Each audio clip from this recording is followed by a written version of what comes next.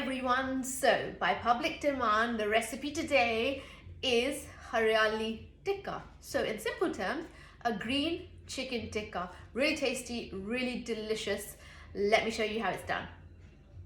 So to begin with, it's important to do all the prep. Now under each of my recipe videos you will find all my recipes and methods with all the mise en place, which means the preparation required. So I have all my ingredients ready, and I have this mixer or a blender, whatever you have, that will just process all the ingredients together to make them into a paste. So this is what you need. So let's go in first of all with some fresh chopped coriander. Now I had some fresh and I had some frozen one. Really what you want is ingredients in this to be as less watery as possible. So what I've done with the coriander is just kind of dabbed it so as much of the water comes out as possible. So this is fresh mint that goes in as well. This is going to give it a nice greenness, and then the mint, of course, is going to add that bulge of flavor. Okay, spinach goes in as well. I also need some green chilies to spice this up. So I've just got some finger green chilies, which I'm just breaking into half. I need some ginger garlic paste. So it's ginger and garlic fresh in equal amounts. That goes in as well. And for this you can use chicken breast or chicken thigh. I'm using thigh. I just like thigh because it's quite nice and succulent. So some yogurt goes in there as well. Nice tenderizer for the meat with the yogurt. Okay, I need some salt for seasoning. That goes in as well. I need some white vinegar, or an alternative to this is lemon juice. So white vinegar or lemon juice goes in. I then need some amchoor powder. So this is raw mango powder for a nice sour tangy taste the dish. And now this dish actually does require time for marination. So you need to leave this for a minimum of 3 to 4 hours before you cook it, preferably overnight. But yeah, you can't break the rules on this one either. So cumin powder also goes in, and also my 15 spice magic garam masala, the brilliant garam masala, game changer ingredient, goes in as well. And now I just need to get blending, and then we're on to the next step.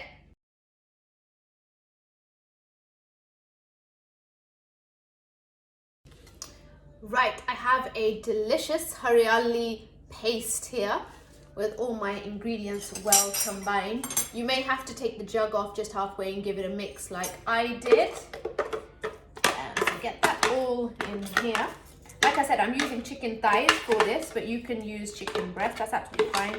So it should become almost like a thick chutney consistency. Now you might have noticed I put no butter or oil in this, or water, because you want it to be quite a nice thick consistency to coat the chicken, and the oil and water will obviously not allow that paste to stick to the chicken. So I've also chopped my chicken into pieces, and these pieces are going to be going onto bamboo skewers.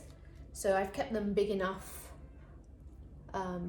well, not too small, not too big, just the perfect size. So I'm gonna get all of that into my marinade, and just using my hands, coat the chicken with all those ingredients. Also important to remember, the chicken needs to be as dry as possible. So when you do, well, if you do wash your chicken, the butcher obviously should wash your chicken anyway, but when you get home, if you wash it again, just make sure that you dry it before you coat it with all this marination, because it needs to be a nice thick marination like this. And actually this looks perfect, just as I want it. A proper Hariyali tikka.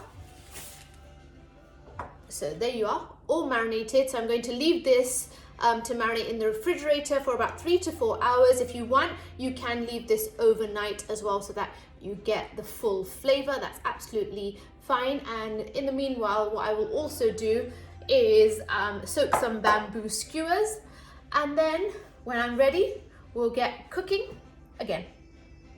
So my marinated Hariyali tikka has had 4 hours in the refrigerator to marinate, and we are now ready to skewer. So let's get going with that. I have soaked some bamboo skewers in water, which will just help the tikka come off easily afterwards. So let's get skewering. So you are almost sewing in the pieces like this. Be careful. I think we should get about 3 on one skewer.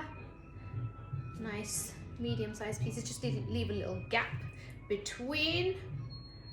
And like I said, thigh meat just makes these so nice and succulent, but they do work well with breast as well. Just sew that through there. There you go. So you want to thread the chicken through like this and do the same for all the skewers. So again, you are just threading like 3 places is probably the easiest way to describe it. So like this, sewing the chicken in and get as much of that marinade on as you can. Right, I'm on my 3rd and final skewer. Some pieces were a little bit smaller, so what I've done is just kind of put those on the ends of the ones, or some of the ones that had 3. So that one's quite a big piece. Okay, perfect. And now what I'm going to go ahead and do is just grill these or pan fry these on a grill pan. Okay, so I have a frying pan which is like this. We'll give it a nice grill mark. So that is been heating. I'm now going to add some oil into my pan. And now what I want to do is just slightly lower the heat because that's quite a hot pan. And now what I want to do is just lay my Hariyali tikka skewers into the grill pan. Let's actually move that over. Be really careful, guys. It's really hot. And what you're doing is literally pan frying the Hariyali tikka, and I also have some melted butter here. So just as it's beginning to cook, what I'm going to do is just brush it with some butter. Oh my god, it smells already really appetizing. Now, what would you eat Hariyali tikka with? Great with a side salad, amazing with some mint chutney. Remember, it's already got nice fresh mint through it. I put some spinach through it for that color as well, and of course coriander. So you're carefully just beginning to turn those over. They're already cooking quite well, and obviously thigh will cook a little bit faster than breast as well. Wow, really nice. Smells good already. So I'm going to do this in 2 lots.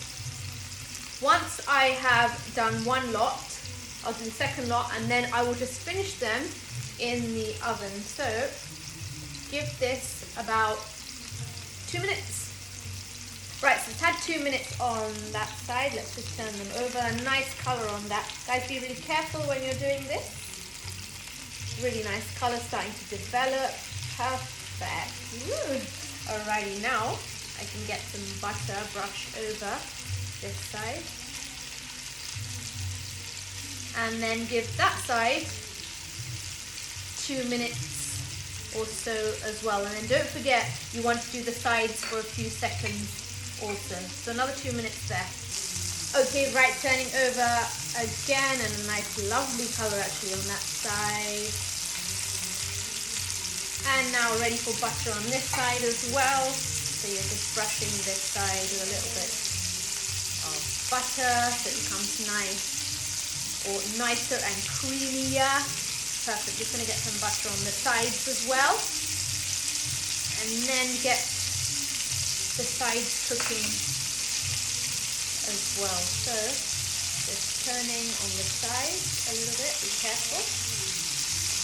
On the sides as well. There we go. Just a few seconds, and then I'll be ready to take that lot out and get this lot in. So it's just pan frying. This is on a medium heat. Too intense will actually overcook it from the top and won't cook it through the middle, but you are finishing in the oven anyhow. But this is a medium heat, so you don't really want too much of a heat.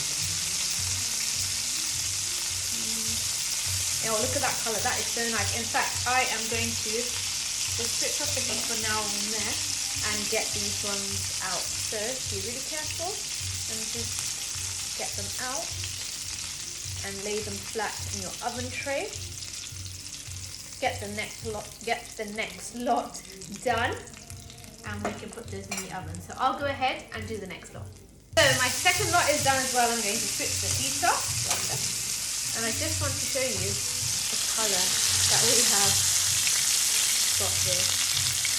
So good, it's actually perfect. So those are ready now to join these ones in my oven tray. Move these down a little bit. Really nice color already on these sweet peas. And that one in there. That one in there. Just move them down a little bit more. And my oven is preheating on 175. And these now literally are going to take about 12 to 14 minutes in the oven just to finish so that they cook all the way through. But Hariyali Tikka like this already looks delicious. So once they're out the oven, I'll share the final results.